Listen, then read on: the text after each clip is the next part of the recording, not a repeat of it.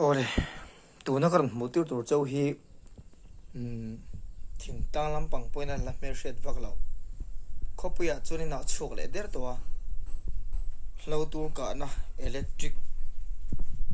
hmang ania Hlotûr kahna chuanin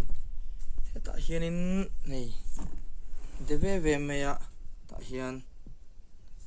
chuanin asira sonin heta sira hianin a on na heta hian than off ania hey thim da ya chuan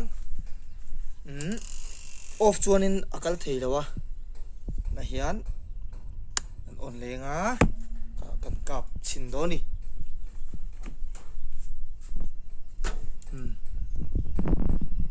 ama hi recharger do na no tharu o kha chu sethiam em current hmang ani Hlotûr kahna current hmang ani sial lang reng viau mai